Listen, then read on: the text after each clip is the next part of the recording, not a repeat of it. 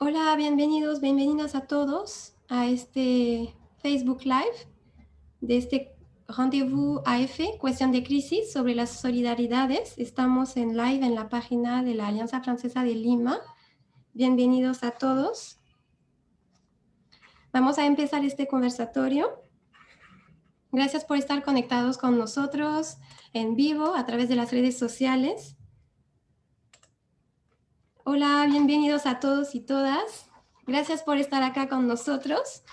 Me presento, soy Camille Delon, me encargo del debate de idea en la Alianza Francesa de Lima y tengo el placer de organizar estos conversatorios por parte de la Alianza Francesa con France Volontaire, el IFEA y el IRD con el apoyo de la Embajada de Francia. Muchas gracias otra vez por aceptar nuestra invitación.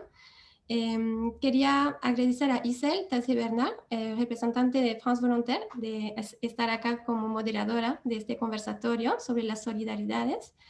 Garinson González, director de la Unión Venezolana en Perú. Hola, Garinson. Y a Norma Correa, profesora y investigadora en el Departamento de Ciencias Sociales en la PUC, si no me equivoco. Gracias, Norma, por estar acá con nosotros.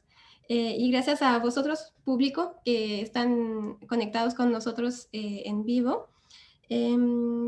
Isel, si quieres, te doy la palabra.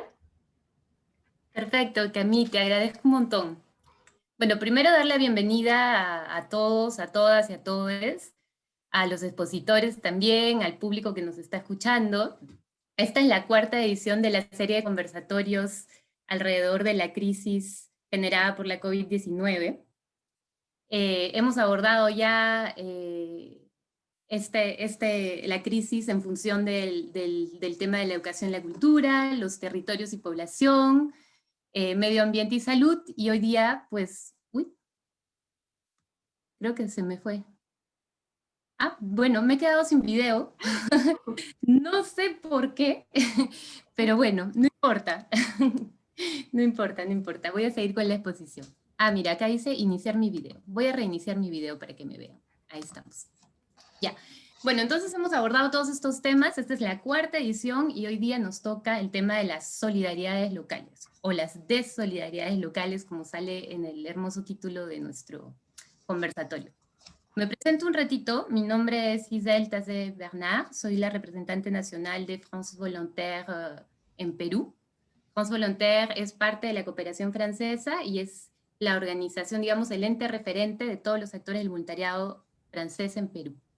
También somos parte del comité facilitador de la red Soy Voluntario, que es una red nacional que reúne a diferentes actores multisectoriales del voluntariado, y me parece justamente que Unión Venezolana es parte de la red Soy Voluntario. Entonces, solo para que entiendan un poco mi perfil, ¿no? Que es un perfil no académico, pero es un perfil más como activo. Entonces, desde mi humilde experiencia, voy a tratar de hacer esta introducción. Cuestión de crisis es un espacio. Primero vamos a hablar un poquito sobre el espacio. Es un espacio que busca compartir conocimiento tanto desde el sector académico como desde el sector de la sociedad civil. También es un espacio que busca crear una reflexión conjunta, un diálogo, un intercambio. Así que quería precisarlo porque los invito a todos a participar, a no dudar en hacer preguntas, si no entendieron algo, si tienen aportes, si tienen testimonios, pues háganlo. También invito a los expositores a hacerse preguntas entre ustedes. Y bueno, eso es todo. El conversatorio se divide en dos partes. La primera parte es la parte de las exposiciones. Hoy día tenemos dos invitados, teníamos tres, pero desgraciadamente el padre Omar de la Asociación Bienaventuranzas no ha podido venir. Y una segunda parte donde leeremos todos los comentarios, preguntas, etcétera, que ustedes hayan hecho en el transcurso de las exposiciones. Camille, ¿cómo hacemos para hacer comentarios? Preguntas, ¿cómo hacemos? Sí, el público puede conectarse a la página Facebook de la Alianza Francesa de Lima, Perú, y hacer clic en el vivo y hacer clic en dejar un comentario y escribir acá. Y después, como lo decías, vamos a leer los comentarios y preguntas a nuestros invitados. Excelente. O sea, lo importante es hacerlo desde la página de la Alianza Francesa de Lima, porque si lo hacemos desde otra página, no vamos a poder leer sus preguntas. Sí, tenemos el placer de tener este conversatorio compartido en varias páginas, ¿no? Sobre todo en las páginas de las Alianzas Francesas del Perú, de, como lo decías, ¿no? De France Volontaire también, pero tenemos que poner los comentarios, sí, en la página de Lima, en la cual estoy conectada para leer los comentarios.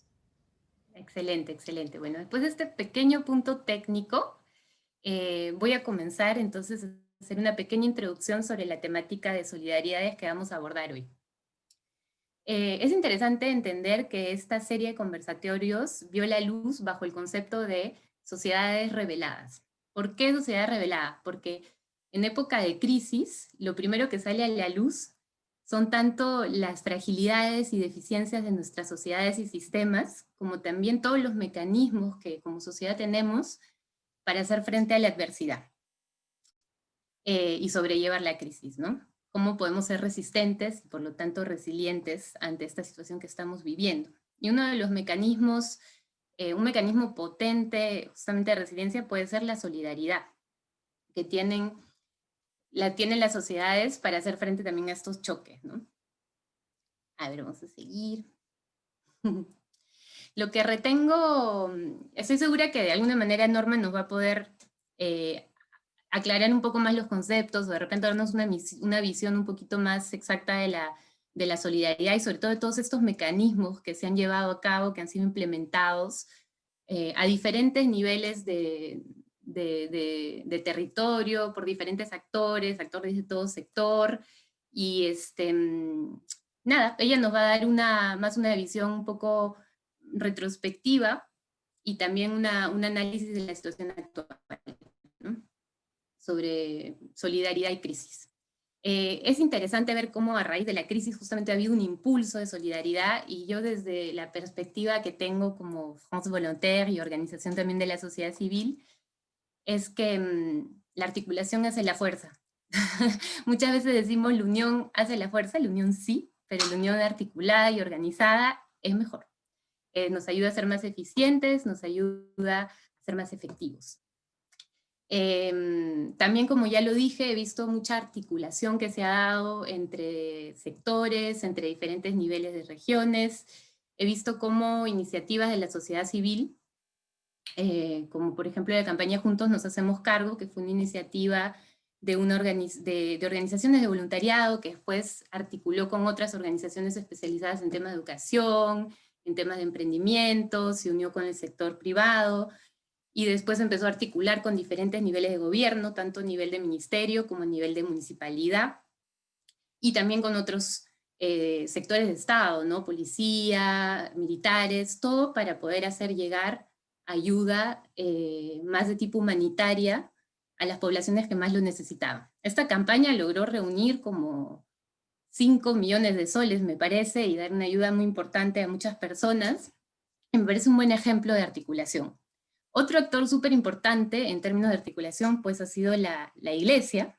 La Iglesia pues es una organización que está muy bien implantada a nivel territorial y también muy bien organizada y estructurada, lo que les ha permitido también llevar a cabo, hacer llegar ayuda, más que todo ayuda humanitaria, y tener una capacidad logística rápida y efectiva. También otra cosa que tiene mucho favor la Iglesia es que da confianza, y en una época donde también las cosas se manejan por donaciones, por caridad, pero también por solidaridad, pues el hecho de generar confianza es sumamente importante, ¿no? Sobre todo en contextos donde también hay mecanismos de solidaridad que se pueden aparentar de repente a mecanismos de corrupción, donde hay desviación de fondos, de donaciones, etc. Como para introducir el concepto de solidaridad. Bueno, teníamos pues hubiésemos tenido el agrado de contar con el padre Omar, que nos hubiese podido contar un poquito más sobre este tema, pero igual me parece importante recalcarlo. Y después, por último, como ya lo dije, la época de crisis también revela un poco las deficiencias y fragilidades que puede tener nuestro sistema. Hemos hablado mucho de poblaciones que han estado de repente más tocadas, más fragilizadas por esta crisis. En antiguos conversatorios hemos abordado los temas de las poblaciones amazónicas, originarias de la Amazonía, Y bueno, en esta ocasión tenemos también, vamos a abordar la cuestión de la población venezolana en Perú, que también por la misma, digamos, configuración de sus integrantes, los mismos estados, también es una población que ha sido particularmente fragilizada en este tiempo de pandemia, y tenemos con nosotros el gusto, tenemos con nosotros a Garrison González Díaz, director de la ONG Unión Venezolana, que nos podrá explicar un poquito más sobre este tema. Entonces, seguramente había escrito un lindo texto que creo que he dicho la mitad, pero no importa.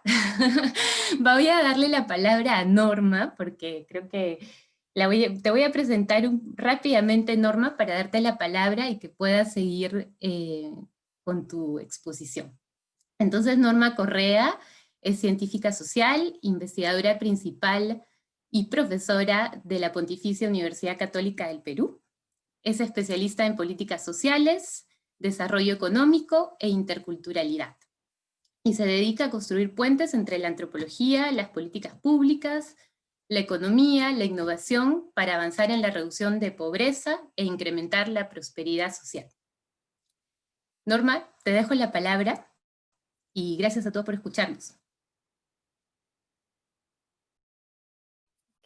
Bueno, buenas noches con todos, las personas que nos acompañan en estos momentos por las redes de la Alianza Francesa. Quisiera empezar agradeciendo a los organizadores de este evento, a la red de instituciones francesas en el Perú por haber, bueno, generado este espacio, ¿no?, de reflexión y haberme invitado a compartir algunas ideas con ustedes, ¿no? Poco la invitación de esta discusión es pensar sobre solidaridades en el contexto de la crisis, y ciertamente acá hay mucho que decir, ¿no? Lo que voy a compartir con ustedes es un aporte puntual desde mi esquina, a cargo que este sea pues un debate que sigamos teniendo en diferentes espacios. Yo creo que nos lleva mucho también a reflexionar en cómo también esta situación del COVID ha removido las fibras, ¿no?, el tejido social del Perú, ¿no? Y esperemos que para mejor, ¿no?, para volvernos una sociedad más solidaria, una sociedad más atenta, ¿no?, de las desigualdades, ¿no? Porque si algo nos evidencia este virus, como saben ustedes, es que es la clase de situación de la cual tenemos que salir todos juntos, ¿no? Entonces, yo he preparado una pequeña presentación, no se preocupen, no los voy a aburrir, eh, simplemente para acompañar, ¿no?, las ideas que quiero compartir con ustedes, ¿no? A ver, entonces, empecemos con una idea, ¿no?, que es efectivamente esta situación de pandemia, ¿no?, que como sabemos, bueno, aquí ya estamos cumpliendo prácticamente 7 meses, ¿no?, desde el inicio de estado de emergencia. Yo creo que si alguien nos hubiera preguntado en el mes de enero, ¿no?, el 1 de enero, si esto lo veíamos posible, seguramente hubiéramos dicho que no, a pesar que ya existían, ¿no?, como recordarán, noticias, ¿no?, que venían desde la China, ¿no?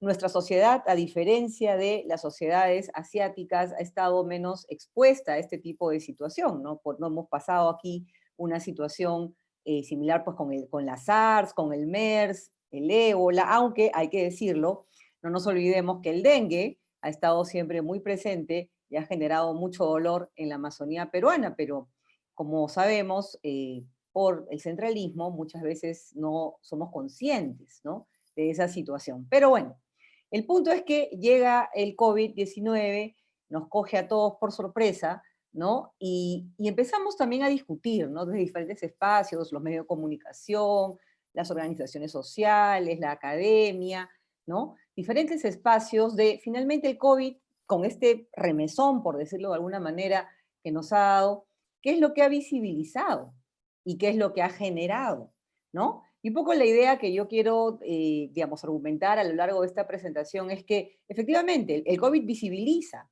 problemas públicos que el Perú ya tenía, pero también genera nuevos retos, ¿no? Y queda claro que para superar, responder a esta situación, esta idea de solidaridades es fundamental. ¿Por qué? Porque el reto es enorme. Y queda claro que, digamos, podemos seguramente todos tener opiniones muy válidas de lo que, por ejemplo, se puede mejorar, ¿no?, en diferentes aspectos en la respuesta a la pandemia. Pero justamente las propias particularidades de esta situación sanitaria, literalmente ponen la solución o parte de la solución también en nuestras manos, ¿no? Obviamente sin eximir, digamos, responsabilidades de otro nivel, pero lo que les quiero decir es que esta idea de solidaridades, en realidad, yo la considero útil en la medida que pone el foco en lo que es posiblemente una de las herramientas más importantes que vamos a tener en nuestras manos, ¿no? Como sociedad, en nuestra diversidad y nuestros diferentes roles, ¿no? Habrán personas que estarán en organizaciones de base, otros que son, digamos, ciudadanos independientes, empresarios, las personas que trabajan como funcionarios del sector público, las personas que están en los medios de comunicación, todos, desde el rol donde estemos, ¿no? Desde el momento donde nos encontremos, tenemos que avanzar con esta perspectiva, pienso yo, de solidaridades, ¿no? Entonces, un pequeño marco, ¿no? América Latina, ¿no? Porque, como saben, esta crisis pues ha aterrizado en el Perú de una manera, pero venía pues en un contexto, ¿no? Y el contexto era que veíamos que no solamente en el Perú, sino en realidad en América Latina en general, ¿no? Habíamos tenido una década, digamos, donde nos había ido bien en términos de reducción de pobreza monetaria, ¿no? Entre el 2002 y el 2012, por diferentes factores que, digamos, ya no viene al caso entrar aquí en detalle, vemos que en promedio la región pasó de 44% de pobreza a 28%. Obviamente que en este marco hay pues casos específicos que salen de este análisis, ¿no? Y aquí Garrison nos va a contar sobre la situación, el drama venezolano, ¿no? Pero un poco aquí lo que estamos tratando de dar es la visión en conjunto. Entonces, ya desde el 2015, ¿no? De acuerdo a datos de la CEPAL, ya teníamos un estancamiento en el ritmo de reducción de pobreza monetaria, que esa es una medición de pobreza que básicamente lo que hace es medir capacidad de consumo, ¿no? O sea, hay un estimado sobre una canasta básica, queda claro que es una medición que tiene una serie de limitaciones, no cubre todas las necesidades, digamos, no cubre todas las vulnerabilidades, pero finalmente la métrica que se usa para hacer comparaciones de manera más frecuente en estos temas de política pública. Entonces, ¿qué sucede? Ya desde 2015 teníamos este reto de un estancamiento en la reducción de los niveles de pobreza. Entonces, ¿esto qué supone para, digamos, el conjunto de acciones que dan protección social? Y aquí incluyo tanto lo que hacen las políticas públicas, las políticas sociales, que es muy importante, ¿no? Todo, por ejemplo, la labor de los programas sociales, que ha sido muy necesaria en la respuesta a la crisis, como todos sabemos, pero también incluyo aquí el rol que tiene la sociedad civil, la propia obra que hace organizaciones como la de Garrison, organizaciones como la del Padre Omar, ¿no? Que sobre la base de la organización ciudadana, ¿no? Han prestado servicios de protección a ciudadanos en condición de vulnerabilidad. Ahora entonces, ¿qué sucede? Llega el COVID, ¿no? Entonces, lo que ya de alguna manera era un reto que teníamos mapeado, se agudiza. ¿En qué sentido? En el sentido que, por un lado, lo que nos toca responder en Perú, en la región, ¿no? De ahora en adelante, es que tenemos que claramente atender a los ciudadanos que permanecen en trampas de pobreza, que es el conjunto de la población que no pudo mejorar sus condiciones y calidad de vida, incluso en esta década en la cual nos fue tan bien en la región, ¿correcto? Son personas que están en ámbitos rurales, no solamente alejadas, acuérdense que también hay pobreza extrema en zonas urbanas, la cual el COVID la ha hecho bastante evidente, ¿no? Y después tenemos también la emergencia de problemáticas para el Perú, que son, digamos, relativamente recientes. Por ejemplo, el trato a la población en condición de refugiados, ¿no? Que es un tema importante también, ¿no? Ahora, digamos, tenemos que jugar o responder en ese partido, ¿no? En esa dimensión, pero también tenemos otro partido paralelo que tenemos que responder y que es igual de desafiante, que es cómo generamos de alguna manera sistemas de contención a una situación de recaída a la pobreza de ciudadanos que son vulnerables. Entonces, si llevamos esto a lo que es el caso peruano, fíjense, si retrocedemos en el tiempo allá por el año 2006, ¿correcto? Aproximadamente 50% de la población del Perú estaba debajo de la línea de pobreza monetaria. Parece hace un montón de tiempo, pero no fue tanto tiempo, ¿no? Y efectivamente, debido a el crecimiento económico, la expansión del empleo, la contribución de programas sociales que atendieron a sectores de pobreza extrema, ¿no? El rol de servicios públicos, el rol de la inversión pública y privada, que es fundamental, como saben, para la superación de la pobreza, que tenemos, que llegamos al 2018 con alrededor de 20% de la población debajo de la línea de la pobreza, ¿correcto? Entonces, Perú, digamos, hizo un salto muy importante, eso hay que destacar, que prácticamente en 11 años redujimos la pobreza monetaria en cerca de 30 puntos porcentuales. Ahora, ¿qué sucede? Que estas personas pues que salieron de la pobreza monetaria dejaron de ser pobres estadísticos, pero no dejaron de ser vulnerables. No se volvieron clases medias consolidadas en su gran mayoría.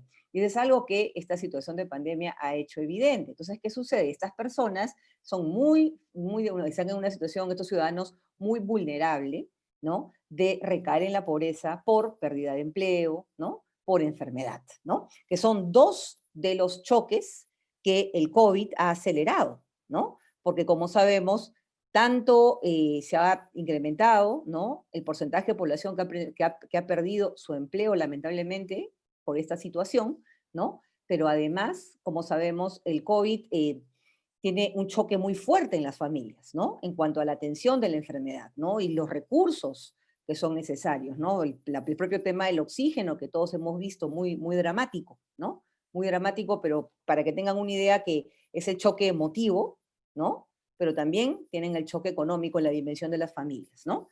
Entonces, eso como marco general, ¿no? Ahora, pero como les decía, el COVID ha revelado situaciones que estaban ahí, ¿no? Y un ejemplo, ¿no? De esas situaciones tiene que ver con algo muy concreto, ¿no? Podemos aquí tomar varios ejemplos. Aquí yo quisiera tomar este que viene de una publicación muy interesante que recomiendo a todas las personas interesadas en temas de desigualdad, que se llama digamos, suena rítmico, el reto de la igualdad del Perú, publicado en el año 2019, donde ellos, digamos, presentan un análisis sobre un índice que se llama densidad del Estado. Y para hacer, digamos, una historia larga corta, esta es una medición que lo que hace es, sobre la base de una matriz de indicadores, que son indicadores básicos, digamos, de provisión de servicios elementales, mapea cómo aterrizan estos servicios en el territorio nacional, ¿correcto? Entonces es interesante porque nos lleva a pensar que estas brechas, ¿no? Son tanto a nivel de perfiles de ciudadanos, ¿no? Pero también a nivel de los espacios, a nivel de los territorios, ¿no? Y por ejemplo, lo que yo quisiera llamar su atención es en lo que ven ahí como el gráfico 14, ¿no? Esas son las provincias que tienen el nivel más alto y el nivel más bajo de este índice en particular. Las que tienen el nivel más bajo son las que tienen la menor presencia, ¿no? De estos servicios elementales que están para los interesados ahí en el gráfico, en lo que ven como gráfico 12, ¿no? A nivel de salud, de educación, saneamiento. Ok. Entonces, ¿qué encontramos? Si vamos y miramos las 10 provincias con el menor, las 10 provincias a nivel nacional con el menor índice de densidad del Estado, resulta que de esas 10, 5 están en Loreto. 5 están en Loreto. ¿Me explico? Entonces, esto que nos lleva, como les decía, a reflexionar, ¿no? Que esta situación de la desigualdad, ¿no? De nuestra sociedad en la cual, digamos, el COVID de alguna manera llega, ¿no? Tiene varias expresiones. Y esta de servicios es especialmente crítica. ¿Por qué? Porque, por ejemplo, cuando se nos ha dicho que tenemos que lavarnos las manos, que como sabemos todos es indispensable, ¿no? Para cuidarnos del virus, pues esa situación claramente comprenderán ustedes que es muy difícil para aquellos ciudadanos que no tienen acceso al agua potable, aquellos ciudadanos que tienen que comprar agua en cisterna y que dicho sea de paso pagan el agua más cara del Perú, ¿no? O por ejemplo, se nos dijo, quédate en casa, ¿no? Y es correcto, ¿no? Y debemos todos tratar de quedarnos en casa, ¿no? A no ser que tengamos que salir por cuestiones de trabajo, porque es lo que este momento de la pandemia requiere de nosotros. Pero claro, el quedarse en casa es muy diferente para, obviamente, personas que, por ejemplo, viven en condiciones de hacinamiento o en condición de calle, ¿no? Entonces, el tema de los servicios públicos, ¿no? Es importante para un poco tomar en cuenta esta situación y un poco los espacios donde vemos que las solidaridades pueden hacer una diferencia. Ahora, otro ejemplo, esto ya un poco lo había adelantado, me emocioné un poco en la introducción. Esto lo que ven aquí ustedes es básicamente lo que les conté hace un ratito, ¿no? Es la evolución de la pobreza en el Perú, ¿no? Hasta el año 2019, lo que ven las barritas en verde, estas son estimaciones de los economistas Pablo Lavado y César Liendo, y aquí el dato que quiero destacar es que se estima, de acuerdo a un poco el análisis realizado por estos especialistas, que estaríamos retrocediendo a niveles de pobreza del año 2010, que la pobreza subiría hasta 30%. Tendríamos un retroceso de esa magnitud, ¿no? Esperemos que no sea mayor, ¿no? Mucho depende también cómo esté evolucionando la economía, ¿no? En los próximos meses esperemos que las cosas mejoren, eso es lo que queremos todos los peruanos de buena voluntad, pero esto de alguna manera nos mapea la magnitud del reto, ¿no? La magnitud del reto, ¿por qué? Porque entonces esto qué quiere decir que los instrumentos que teníamos ya no van a ser suficientes, que nos va a tocar fortalecer lo que tenemos, en lo que es, por ejemplo, atención a la pobreza, a la vulnerabilidad, pero también nos va a tocar pensar nuevas soluciones colaborativas entre el Estado, el sector privado, la sociedad civil, ¿correcto? Ahora, eh, frente a la pandemia, como sabemos, han habido respuestas estatales, ¿no? Aquí tengo en el slide 2 de las más conocidas, ¿no? Los bonos, los diferentes bonos que se han estado dando a los hogares, ¿no? Y lo que ha sido, pues, la estrategia Aprendiendo en Casa, ¿no? Ahora, podemos claramente discutir, ¿no? Sobre los alcances, ¿no? Y sobre los ámbitos de mejora que han tenido las respuestas, pero yo creo que lo interesante aquí por destacar, ¿no? Es que para de alguna manera atender, ¿no? Las brechas que va a profundizar esta situación, nos toca tener una mirada de mediano plazo. Esta no es una situación que vamos a resolver en un año o dos, y ojo, no, acá no me malinterpreten, yo no estoy siendo pesimista. Lo que estoy tratando es de llamar la atención sobre la necesidad de mirar el mediano plazo, planificar y un poco ver hacia dónde tenemos que coordinar esfuerzos. Por ejemplo, en el caso del bono universal, sabemos que, bueno, ha sido una ayuda bien recibida, ¿no? Por muchos hogares, pero también sabemos que han habido sectores de la población que no lo han recibido, ¿no? Y también sabemos que para claramente, pues, responder al choque que ha tenido esta pandemia en el empleo, sobre todo en el sector informal, necesitamos también respuestas desde el empleo, ¿no? Esa es una idea, ¿no? Y ahí, pues, importantísimo el rol del sector privado, el sector público, ¿no? En esos esfuerzos. Y en lo que es, por ejemplo, Aprendo en Casa, aquí hay un ámbito de colaboración muy grande con todas las instituciones que les interesa el tema educativo, porque sabemos que esta situación de pandemia ha ampliado las brechas. Sabemos que hay una cantidad importante de estudiantes que por diferentes razones no pueden continuar su educación remota. Y esto es un problema que está a nivel internacional, ¿no?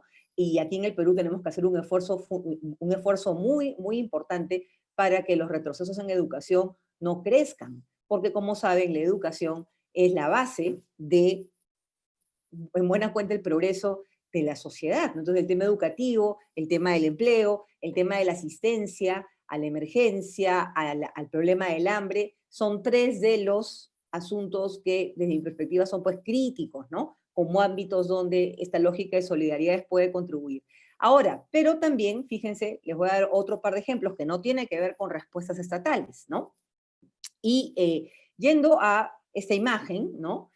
Como ustedes recordarán, ¿no? Aproximadamente en el mes de abril, aparece en los medios de comunicación estos reportes, ¿no? De ciudadanos que se movilizaban. Y teníamos ahí tanto peruanos digamos, que estaban en Lima, que volvían al interior del país, pero también teníamos a nuestros ciudadanos, bueno, a mí me gusta tener el concepto de ciudadanía del mundo, así que yo, desde mi punto de vista de ciudadanía del mundo, pues los venezolanos que residen en el Perú son parte de nuestra comunidad, pero también hemos visto a nuestros hermanos venezolanos regresar, ¿no? En condiciones muy duras, ¿no? O moverse a otros lugares. Entonces, esto fue una especie, pues, de, vamos a decir, baño o balde de agua fría, ¿no? Recordarán los memoriosos que en las primeras semanas de pandemia andábamos más bien preguntándonos por qué la gente guarda papel higiénico, por qué se compra papel higiénico, andábamos en ese tipo de discusiones, bueno, de pronto pues llegó esto y yo creo que fue un choque para todos, ¿no? Porque reveló realmente la precariedad en la que viven miles de personas, ¿no? Para tomar esta decisión extrema, ¿no? De movilizarse a pie, como ven en las imágenes, esas son imágenes que vienen de Ojo Público, un portal de prensa independiente que tiene muy buenos análisis sobre este tema de los migrantes, y claro, vimos el drama, pero también lo que es interesante y se fue revelando es cómo la solidaridad entró a tallar acá. Por ejemplo, y gracias a reportes de la prensa, sabemos que estas personas que se movilizaban se organizaron, se ayudaron entre sí. Pasaron muchas dificultades, pero esta capacidad de organización en un momento tan difícil permitió que puedan avanzar, ¿no? En estos recorridos tan riesgosos. Además, en estos recorridos, estas personas también recibieron actos de solidaridad, ¿no? Hemos visto también imágenes que nos recuerdan que tenemos fibras de sensibilidad felizmente activadas en la sociedad, como por ejemplo cuando veíamos que se les, digamos, compartía comida, se les daba agua, ¿no? Claro, también seguramente podemos recordar imágenes de otro estilo, pero enfoquémonos en lo positivo. Enfoquémonos en lo positivo, en el sentido que esta gesta dramática y que revela muchas vulnerabilidades y precariedades, también, así como expresó lo duro, también expresó que habían estas fibras de la sociedad que estaban allí, ¿no? Y que claro, es cierto, nosotros todos tenemos en la cabeza este concepto de distanciamiento social y que es lo que vamos a tener que seguir haciendo por varios meses más porque es lo que corresponde, ¿no?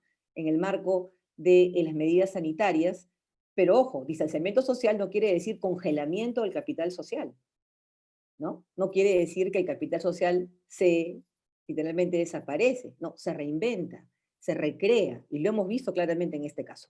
Otro caso es la situación, por ejemplo, de las organizaciones indígenas amazónicas. Yo tuve la oportunidad de participar, de contribuir de manera ad honorem en el grupo de científicos sociales que fue convocado por el gobierno para elaborar diagnósticos y propuestas rápidos, ¿no? en el marco de esta emergencia, ya por el mes de abril, y junto con mi colega Fabiola Yetkin, de la Universidad Nacional Mayor de San Marcos, estuvimos a cargo del documento sobre pueblos indígenas amazónicos. Y, por ejemplo, en el marco de ese trabajo que realizamos, conversamos con una serie de organizaciones, recopilamos información y, por ejemplo, algo que acá en Lima se ignora, ¿no? En buena medida, es que las organizaciones indígenas muy tempranamente reaccionaron frente a esta emergencia sanitaria.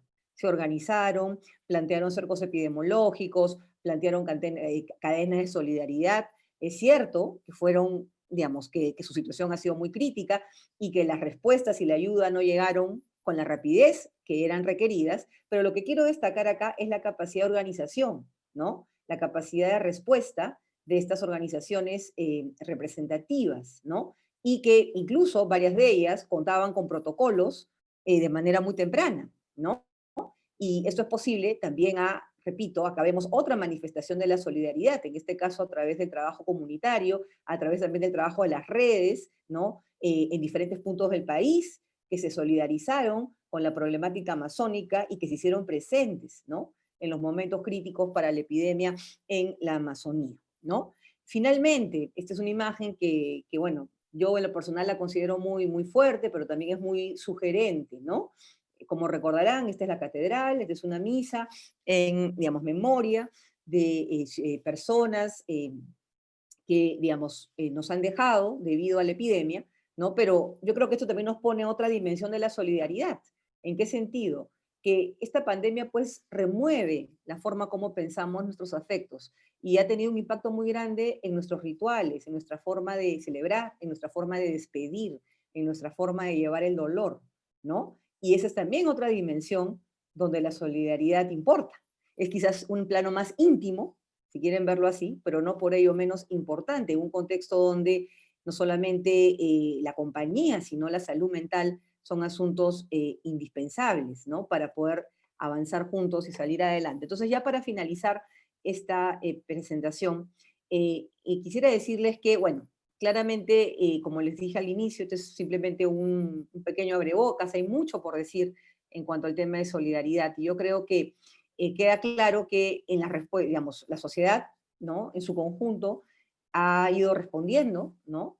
A esta situación que ha sido nueva, que ha sido muy dramática para todos, ¿no? Hemos ido aprendiendo en el camino. Yo creo que estamos más preparados de lo que estábamos hace algunos meses. Estamos en proceso de adaptación, estamos aprendiendo, ¿no? Y como les decía, va a tocar fortalecer lo que tenemos, tanto desde el sector público, sector privado, sociedad civil, nos va a tocar repensar nuevas soluciones, pero para ello es crítica la comprensión. La comprensión es finalmente el piso común desde donde nos tenemos que empezar a entender dentro de esta nueva situación, ¿no? ¿Y qué si no es la solidaridad, la capacidad de ponerse en la posición del otro? Con eso termino. Muchas gracias. Muchísimas gracias, Norma, por estas nociones. Tengo muchas cosas, creo que es muy interesante abordar el tema desde el enfoque, desde la perspectiva de la pobreza. Y también en un momento hablaste de solidaridad y hablabas de la solidaridad que hubo entre los caminantes, ¿no? Los migrantes que regresaban, que se fueron. Y eso me pareció interesante para de repente dar alguna luz sobre la noción de solidaridad, porque la noción de solidaridad es de uno hacia el otro, es ocuparse, ayudar, apoyar al otro en cuestiones que no son ajenas, pero ser solidario también es apoyarnos mutuamente en cuestiones que no son propias. Y creo que esas dos dimensiones de la solidaridad, de alguna manera, las diste a relucir también durante tu presentación. Y ahora nos toca, bueno, le toca a Garrison. No sé, Garrison, ¿te has ido? Así no te vayas. No, mentira. Pero bueno, te presento a Garrison. Garrison González Díaz es director de la ONG Unión Venezolana, que brinda apoyo integral a ciudadanos venezolanos desplazados a Perú a causa de la crisis humanitaria que vive Venezuela. Bueno, Garrison, espero que con tu exposición podamos tomar conocimiento además de cómo la población venezolana ha vivido esta situación de crisis y también de las acciones que ustedes como organización de apoyo han podido llevar a cabo para ayudar, ¿no? Para apoyar a esta población. Te dejo la palabra, Garrison. Hola, buenas noches. Bueno, gracias por la invitación a este espacio. De verdad que es bien interesante siempre tener conversatorios. Y bueno, definitivamente es bien importante la inclusión de estos grupos vamos a decir, de refugiados, migrantes, en mi caso, venezolanos, ¿no? Nosotros somos una organización que venimos trabajando desde hace aproximadamente 6 años, cuando vimos la llegada de algunos venezolanos que se veían caminantes de venida, ¿no? De Venezuela para acá. Empezamos a hacer la noción al Estado peruano sobre la posible llegada de esta diáspora que actualmente ya es no nada más en Perú, aunque Perú es el país con mayor receptividad, ¿no? Hacia los venezolanos. Puedo decir, somos casi 1 millón, un poquito más de venezolanos aquí en el país. Tomamos esa iniciativa de darle a conocer al Estado peruano esta necesidad, ¿no? Para los venezolanos que iban llegando, ya que en Venezuela, por supuesto, que el tema de documentación migratoria es bien difícil. Estamos hablando de pasaportes, que sería el documento de identidad para un tránsito en otros países. Y bueno, por supuesto que el Estado peruano no hizo caso omiso, vio la necesidad de esta primera etapa, que fue el PTP, permiso temporal de permanencia, ¿no? Que por medio de Unión Venezolana en Perú se hizo la petición al Estado peruano e instantáneamente el presidente que estaba al momento tomó la decisión, el Ejecutivo tomó las riendas al respecto, y de hecho fue una necesidad porque la masa de venezolanos que iban saliendo era bastante grande y por supuesto que tenía que haber un control. Entonces Perú tomó la vanguardia en todo este tema migratorio, ¿no? Con respecto a los migrantes venezolanos. Entonces, definitivamente que un dedo arriba con Perú, porque definitivamente a la vanguardia con el tema migratorio, tomó las riendas y por supuesto que tuvo el control sobre esta migración venezolana. Nosotros como organización, aparte de eso, bueno, fuimos integrando a la sociedad venezolana con algunas charlas que definitivamente la iglesia, hablando de la iglesia, nos ayudó muchísimo en su tiempo, en su momento. No teníamos espacio, nosotros no teníamos espacio, sino utilizábamos espacios de la iglesia que nos facilitaban en varias zonas, ¿okay? Como algunas veces en Miraflores, algunas veces estábamos en Pueblo Libre, nos prestaban espacios en Comas, en San Martín de Porres, ¿okay? Entonces íbamos yendo a todas estas zonas para darle información a estos grupos venezolanos y ayudarlos a cómo hacer su legalización y cómo integrarse a la sociedad, ¿no? Dentro de todo esto también le explicábamos cómo era la inserción a una nueva cultura, ¿ok? Porque cabe destacar que el venezolano no tiene esa costumbre de migrar, más bien era todo lo contrario, ¿ok? Entonces, socialmente hacía un choque porque definitivamente nosotros no estamos acostumbrados a ser migrantes, simplemente temporales, pero llegó todo este tipo de esta emergencia que vivimos todavía en Venezuela, política, y hace que el venezolano llegue a otro país, pero tenga un choque, porque definitivamente hablamos el mismo idioma, pero las culturas son un poco diferentes, ¿no? Entonces, toda esta etapa, todo este proceso lo hemos, vamos a decir, pulido en el transcurso de este tiempo, y la organización Unión Venezolana en Perú ha tomado como principios varios ejes. Entre uno de los ejes está la gobernanza migratoria, que le llamamos actualmente, que es el tema migratorio, que es fundamental, que es la primera legalización de un extranjero. ¿Okay? Si tú no tienes una regularización migratoria en algún país, el resto no lo vas a poder lograr, ¿no? Entonces, definitivamente que en esta etapa migratoria nos ha acompañado la Superintendencia de Migraciones muy de la mano, ¿ok? El Estado peruano, el Ministerio de Relaciones Exteriores ha estado totalmente a disposición en todos los aspectos, ¿ok? En todas las políticas para poder ayudar a los migrantes venezolanos, ¿ok? Por supuesto que Superintendencia de Migraciones, por ser el ente principal en este aspecto, también ha estado en pro A, ¿ok? Inicialmente para facilitarle la vía a estos migrantes y refugiados venezolanos, pero también tomando en consideración que haciendo ese papel, tienen el control o vamos a decir, algún tipo de control de estos migrantes. O sea, sabemos dónde están, sabemos quiénes son, sabemos qué hacen, qué no hacen, ¿ok? Entonces es bien importante esa inserción porque ya empezamos a la parte laboral, sabemos a la parte educativa, empezamos a saber estadísticas de quién está entrando, cómo está entrando, quiénes somos, ¿no? No globalizando, ¿no? Entonces, bueno, definitivamente que en la parte migratoria fue bastante paso a paso, con bastante apoyo. Y ahorita actualmente seguimos trabajando en conjunto, seguimos dando, por lo menos desde Unión Venezolana, con mucho respeto, siempre estamos dando ideas, ¿ok? Para que las instituciones que están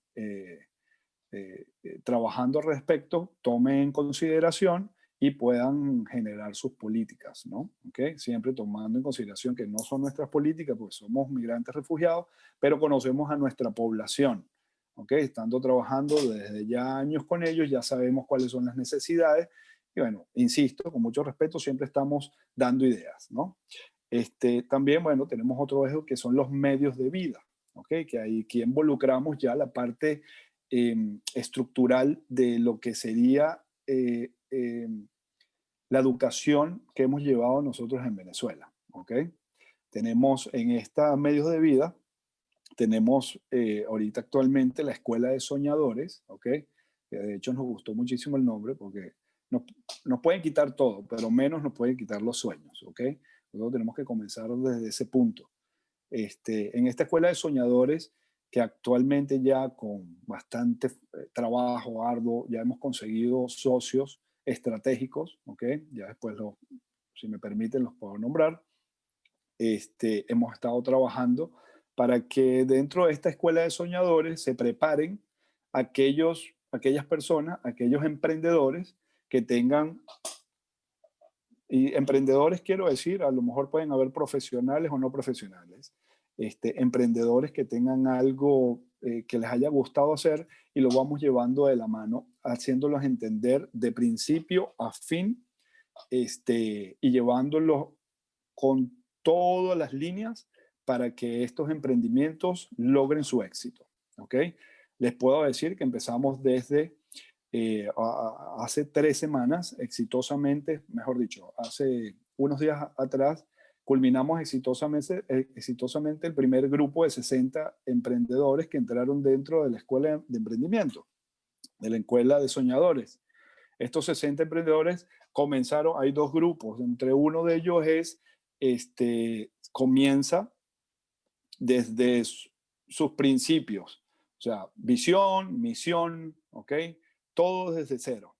Ya luego los vamos llevando para que empiecen a entender lo que es la parte financiera, la parte de lo que es impuestos, ¿ok? Creación de empresas, redes sociales, que es muy importante actualmente, ¿ok? Todo ahora se lleva con todo este tema del COVID, el tema de lo que es redes sociales es muy importante. ¿Okay? Aquí entra un poco también la conversación de lo que era anteriormente, cómo se hacían unas ventas, porque habían emprendedores, dando el ejemplo, ¿no? Habían emprendedores que tenían sus negocios, a lo mejor tenían un espacio donde exponían sus productos, pero con el tema que sucedió con el COVID, todo ha cambiado. Entonces, a lo mejor estas personas no saben manejar redes sociales, manejaban su tema anteriormente con la exposición de sus productos en una tienda. Entonces, también es importante llevar a estas personas a estos emprendimientos de la mano para que empiecen a entender con profesionales, porque en mi caso no soy profesional de redes sociales, puedo entender un poco de finanzas, pero no como una persona que sabe de finanzas realmente. Y tenemos este grupo de personas que también son voluntarios, ¿ok?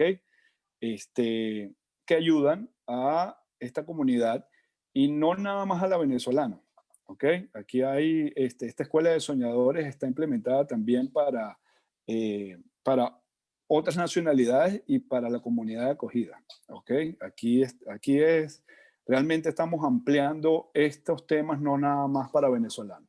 Obvio que somos Unión Venezolana en Perú, pero dándole agradecimiento a la comunidad de acogida, siempre también está abierta la posibilidad, ¿no? Que de hecho en este grupo hubo varios peruanos que estuvieron con nosotros, ¿no? Tenemos dentro de los medios de vida, tenemos una plataforma que se llama capaces.pe, ¿ok? Esa plataforma la estamos creando para la inserción de profesionales, ¿ok? Esto va a poder facilitar que empresas que estén buscando algún tipo de características puedan entrar dentro de esta plataforma y poder conseguir, si desean, tener algún empleado venezolano, puedan tener la facilidad de conseguirlo en esta plataforma, ¿ok? Tenemos otra plataforma que estamos creando que se llama tuguía.pe. Esta guía funcionará, pero no necesariamente tiene que ser profesionales, sino personas con oficio, ¿ok? A lo mejor yo soy un profesional que vengo de Venezuela, pero me fue bien aquí haciendo bisutería, ¿ya? Y me está yendo bien y tengo mi emprendimiento y a lo mejor arreglo bisuterías y arreglo, no sé, lámparas y hago todo ese tipo de cosas y bueno, me coloco en mi plataforma de oficio, ¿ok? Donde dice que bueno, yo hago ese tipo de trabajo. Entonces, definitivamente que en la inserción de migrantes, ¿ok? Yo voy a hablar de migrantes, ¿ok? Bueno, si pongo refugiados ya se minimiza un poco. De migrantes es la inserción laboral, ¿ok? Es bien importante. La inserción social es sumamente importante, pero para tú poder establecerte, para tú estar bien, para tú poder expresar a lo mejor hasta tu misma cultura, es necesario este tipo de objetivos, ¿no? Tenemos el programa también de asimilación productiva, ¿okay? Que esto sí viene en conjunto con algunos socios que nos van ayudando, son socios estratégicos. Nosotros hacemos una parte operativa de conseguir grupos de profesionales, por decirles ejemplo, ahorita con este tema del COVID, el Estado necesitó y necesita actualmente, porque de hecho lo tengo que decir, hay una vacancia de más de 18.000 puestos de médicos a nivel nacional, ¿ok? Y nos han pedido que médicos venezolanos puedan hacer soporte a lo que es el tema de medicina, ¿no? ¿Okay? Entonces, definitivamente que por medio de estos socios hemos logrado trabajar el tema con SUNEDU, ¿okay? Que eso nosotros lo conversamos ya hace varios años, gracias a un registro que hicimos de profesionales, la SUNEDU nos facilitó llevar el precio, el costo de la legalización de los títulos universitarios a mitad de precio, ¿ok? Entonces, de verdad que fue un esfuerzo bastante grande que hizo esa institución para facilitarle la legalización de los títulos a los venezolanos, ¿ya? O sea, de tener un precio completo a la mitad del precio ya es un trabajo y es agradecible, ¿no? Aparte de eso, bueno, también por medio de universidades hemos estado haciendo homologaciones y legalizaciones, ¿ok? Los médicos, enfermeros, psicólogos, ahorita estamos trabajando con educadores, donde con estos socios estratégicos, ellos administrativamente nos ayudan para pagarles su legalización, o mejor dicho, su homologación en universidades, si necesitan hacer un examen, si necesitan presentar la legalización de títulos en SUNEDU, o sea, diferentes fases, ¿no? Entonces, definitivamente que con socios estratégicos hemos ayudado casi a 120 profesionales, podría decir más, ¿no? Con esta asimilación productiva, sigo insistiendo que es importante porque la inserción laboral profesional, ¿okay? Es importante cuando existe una migración en cualquier parte del mundo. O sea, tenemos que hacer entender, o mejor dicho, tenemos que entender que la migración siempre es buena, siempre es buena. O sea, la migración para cualquier país del mundo, sea primermundista o tercermundista, como le quieran llamar, es importante. Primero, la interculturalidad, ¿no? O sea, ahí estamos aprendiendo, ya empezamos a aprender cosas nuevas, ¿ok? Otra de las cosas que, por supuesto, que si yo puedo ser ingeniero y tengo un ingeniero de otro lado que trabaja otra tierra, que trabaja otras, vamos aprendiendo también. Entonces, definitivamente que siempre va sumando la migración. No podemos ver la migración como algo malo. A lo mejor es algo incómodo por el tema de diferencias, pero es bien dicho que el migrante siempre va a traer algo bueno. Siempre hay un grupito que hace el negativo, ¿no? ¿Ok? Pero ese grupito lo vamos limpiando, lo vamos desechando. La misma población, la misma gente, ¿ok? Que quiere hacer las cosas bien, que son la mayoría, somos la mayoría, que queremos hacer las cosas bien, vamos desechando y vamos haciéndole entender a esta gente que no son bienvenidos, ¿no?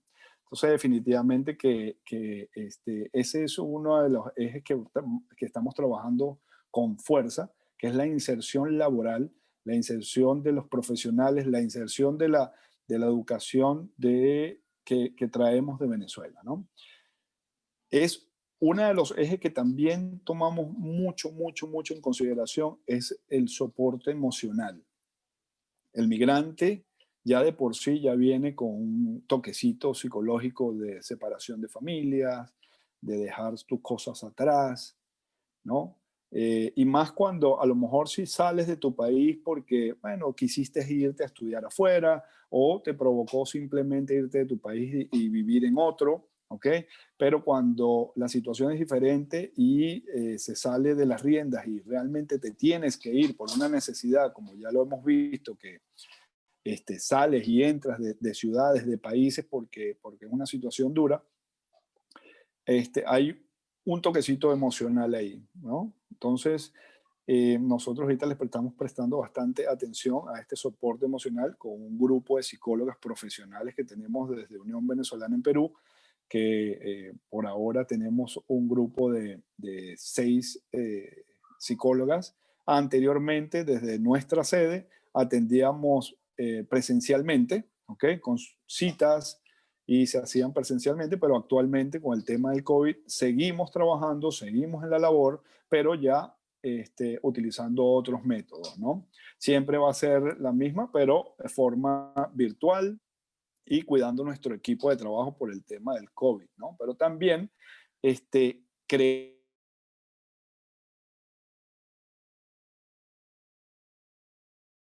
creando, como dice nuestra amiga Norma, creando ideas, viendo qué podríamos hacer y cómo lo podríamos hacer.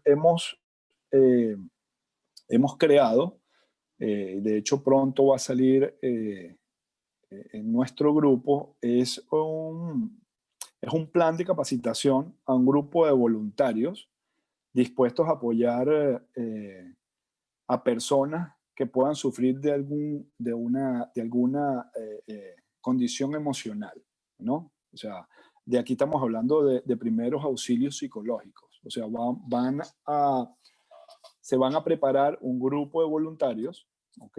Grupo de voluntarios. Nuestro grupo de voluntarios pueden sumarse a más de 1,000 venezolanos que están inscritos en coordinaciones y ejes de coordinaciones en distrito. Entonces, la idea de nosotros es crear estos, o vamos a decirle cuadrillas o personas que están preparadas ya previamente para solventar momentáneamente alguna situación de alguna persona que sufra algún trastorno o alguna condición psicológica.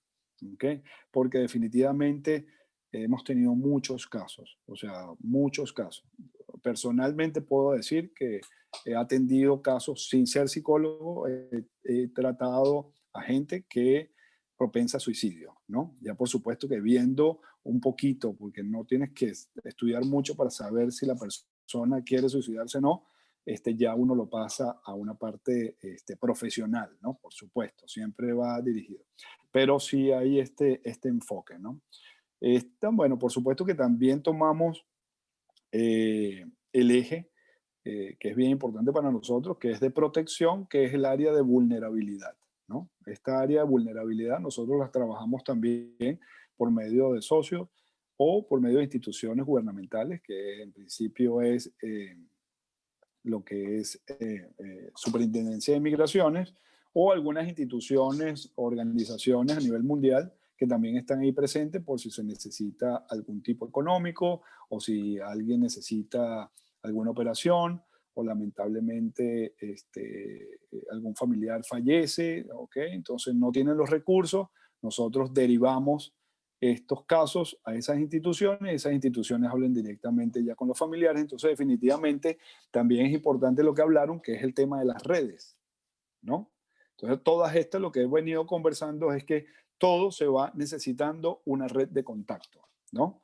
No necesitamos un contacto con el presidente, no, contactos, redes entre unos y otros, ¿no? Nosotros también, bueno, cabe destacar que entre los venezolanos y sabiendo gran número de venezolanos que conoce que está Unión Venezolana en Perú, si ven algo que está mal, pueden hacer saber y definitivamente ya nosotros hemos dado teléfonos, números telefónicos, instituciones a donde pueden llamar si ven algo o alguna persona que está haciendo algo malo. Entonces definitivamente que estamos actuando también como unos serenazgos, ¿no? Que eso también es copiable. O sea, nosotros hemos copiado lo que nosotros en nuestro país no teníamos. Nosotros no teníamos serenazgo, pero al ver al serenazgo aquí es interesante cómo funciona. Claro, sin tener uniforme, sin tener nada, pero definitivamente es una red que nos vamos creando como comunidad si vemos que algo está mal. Entonces, definitivamente, algo está mal por aquí, tenemos las vías de cómo decir que esto no debe estar aquí en el país porque nos incomoda a nosotros, ¿no? Bueno, definitivamente que Unión Venezolana también va un poco trabajando en el tema de comunicación. Tenemos, vamos a decir, una prima hermana que es una radio, ¿okay? Una radio que se llama Somos Diáspora, donde definitivamente hacemos contacto con música que nosotros no conocemos, o mejor dicho, que nos gusta. Tenemos la sala emocional de acompañamiento emocional, va a tener un espacio. Tenemos espacios bueno, ahorita se está estructurando toda se le llama parrilla, ¿no? Para darle, vamos a decirle, la presencia a la parte visual y auditiva que necesita el venezolano. Y bueno, definitivamente que en la parte puntual que vivimos en el momento de la cuarentena fue bastante fuerte, muy, muy fuerte. Todo esto que le estaba hablando, de todos estos ejes, lo venimos trabajando hace tiempo, pero después de esta última etapa, que fue la de la cuarentena, o sea, los días que tuvimos encerrados fueron muy duros, y puedo decirlo que doblemente duros para la comunidad venezolana, o vamos a decir migrante, porque bueno, ya veníamos con una vulnerabilidad, ¿no? Saliendo del país por la crisis que vivimos en Venezuela. Llegamos a otro país, vamos surgiendo, vamos trabajando, vamos haciendo, vamos avanzando con nuestra familia, pero bueno, llega este imprevisto virus y definitivamente que todo se va hacia atrás, viene de la nada, no hay, los venezolanos realmente no tenían recursos, y bueno, fue muy fuerte. Nosotros como organización salimos a la calle, ¿okay? No nos paramos, con mucho miedo, con mucha precaución también, ¿okay? Con todos los tipos de seguridad que podríamos tener en ese momento, y con la ayuda de la empresa privada pudimos llegar a algunas familias. Puedo decir que llegamos a más de 10.000 familias con esta asistencia alimentaria, bolsas de comida con la necesidad para que pudiesen mantenerse por lo menos por unos días. Definitivamente que al ir a la calle y ver esa situación es bastante doloroso, ¿no? O sea, ver niños con sus madres en la calle pidiendo con mucha necesidad, con mucha necesidad. O sea, vernos en alguna oportunidad en peligro por la misma necesidad de la gente, ¿no? ¿Ok? Fue bastante fuerte, y definitivamente que nos dio fortaleza para seguir adelante. Nosotros somos una organización, como le digo, hace 6 años, donde hemos trabajado voluntariamente durante todos esos 6 años, ¿ok? Hemos sido, bueno, bastante priorizando la necesidad de estos migrantes refugiados venezolanos en Perú. Actualmente, bueno, seguimos adelante con un poco más de fuerza. Bueno, desde Unión Venezolana, a los que nos están oyendo, yo sé que hay peruanos ahora en este momento escuchándonos, y definitivamente les pedimos de Unión Venezolana en Perú y de la comunidad de venezolanos que puedan aceptarnos, ¿okay? Y bueno, más que ahora es que no se puede salir, no se puede entrar, y bueno, tenemos que tomar en consideración eso. Bueno, con esto yo pienso que he dado alguna introducción de algunas cosas que hemos venido trabajando, quiénes somos, y bueno, si hay alguna pregunta, aquí estamos, ¿ok? Sí, te agradezco, Garrison. Quisiera de repente recalcar sobre algunas cositas que has abordado en tu intervención que me parecen interesantes. bueno, muchas cosas son interesantes, pero hay cosas que se pueden generalizar y creo que es una oportunidad también para dar una visión de un poco cómo la sociedad civil está asumiendo estos retos ligados a la pandemia y adaptándose y actuando.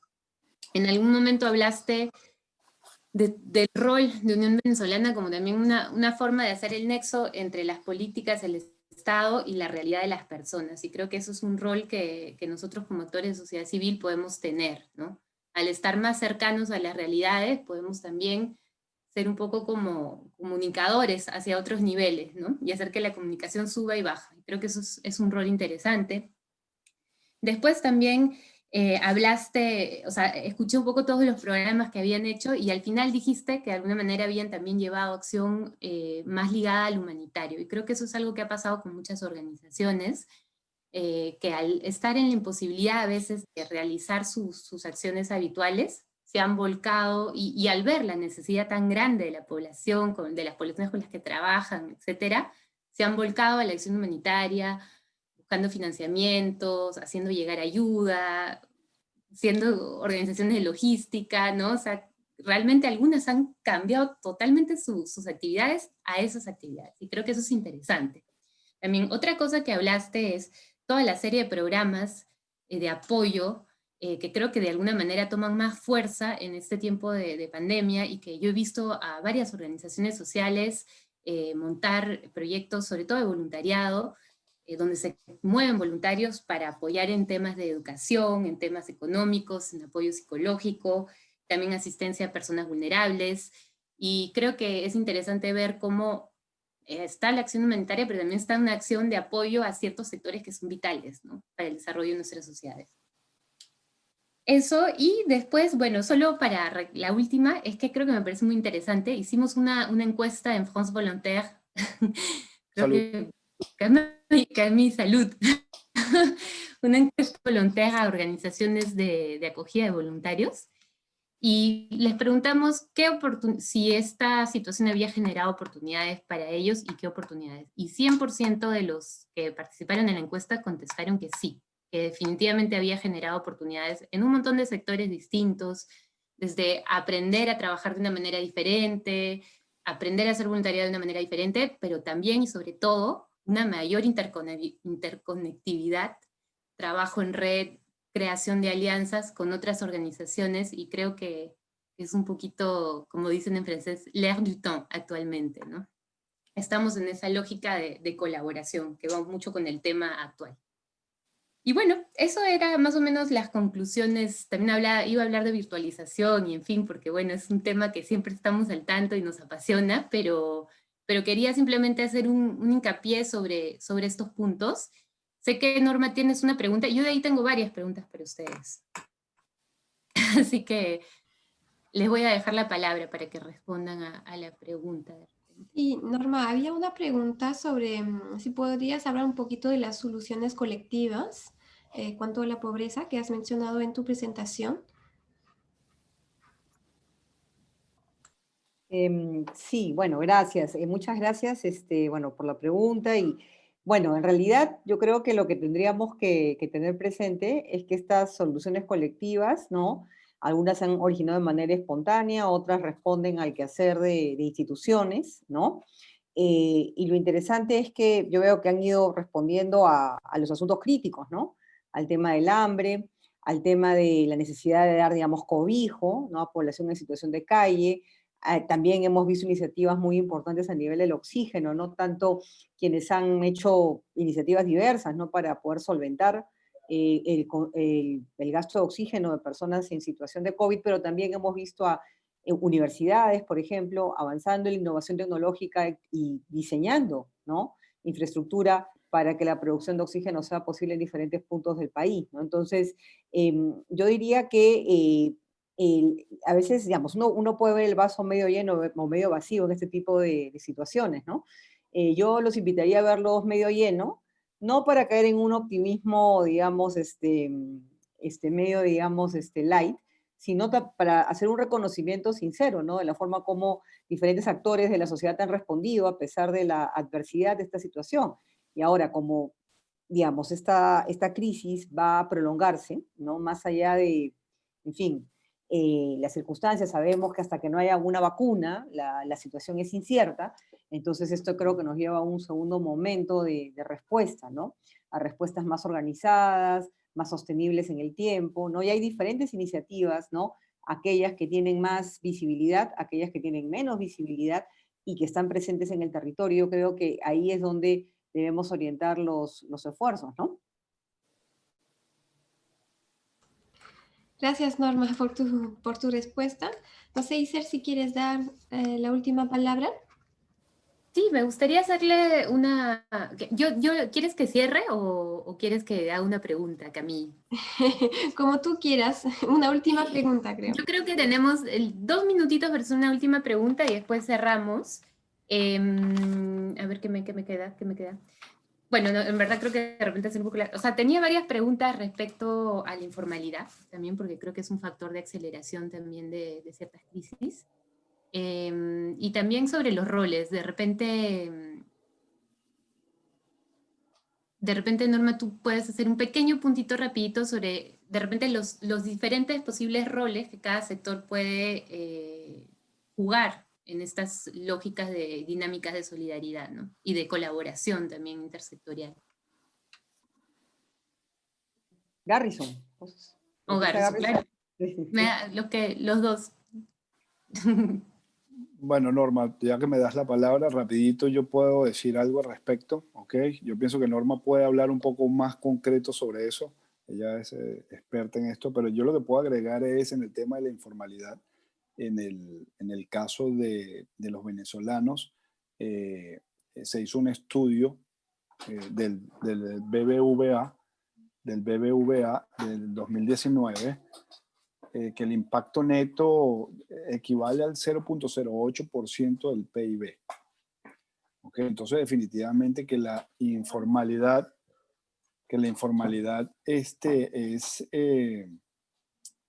hay que eliminarla, definitivamente, ¿no? Entonces, de hecho, el PIB subió al 4% del Producto Bruto Interno, donde el venezolano en el 2018, con el pago del IGB, hizo 175 millones de dólares. Y en el 2019 subió a 220 y algo millones de dólares. Entonces, definitivamente que la regularización en todos sus aspectos, como lo hablé en un principio, de la parte migratoria, que es lo más importante, ¿okay? Sí. Luego la parte financiera, la parte tributaria, vas haciendo un país, y eso es lo que nosotros tenemos que implementar. Nosotros como organización es lo que queremos hacer, que realmente el venezolano en principio o cualquiera ahora que quiera entrar, nosotros le podemos dar educación, le podemos dar a entender de que haciendo esto hacemos un país. Claro está de que va a haber un grupo de venezolanos que van a regresar a Venezuela, pero ya van a llevar esa ideología.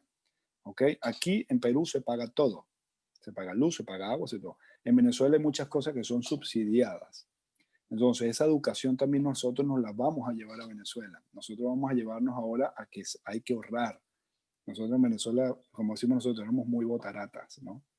¿Okay? Entonces, definitivamente que ahora se retorna todo. ¿Okay? Va a haber un grupo de venezolanos que van a reconstruir Venezuela y los que nos vamos a quedar, porque yo voy a ser uno de los que me voy a quedar, porque tengo mi hija peruana también y ya tengo muchos años acá, yo voy a seguir construyendo, haciendo lo que es lo positivo, ¿no? Entonces, definitivamente ahí los dejo.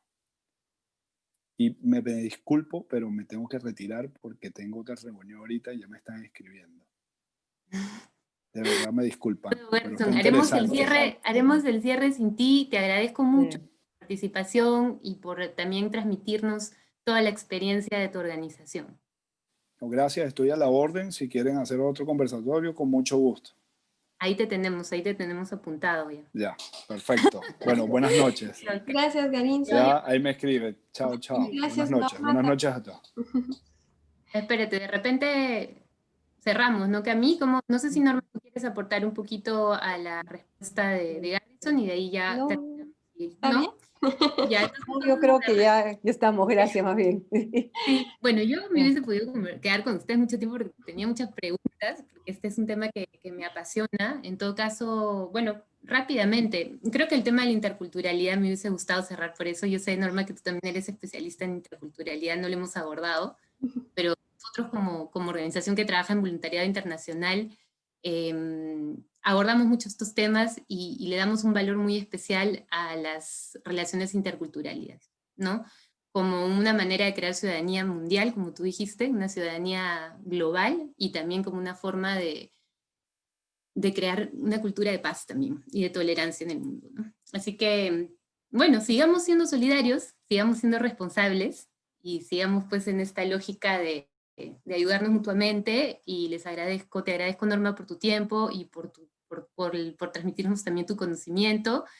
Y bueno, que a mí, gracias por todo, nos despedimos, gracias a todos los que nos siguieron hasta el final, y pronto.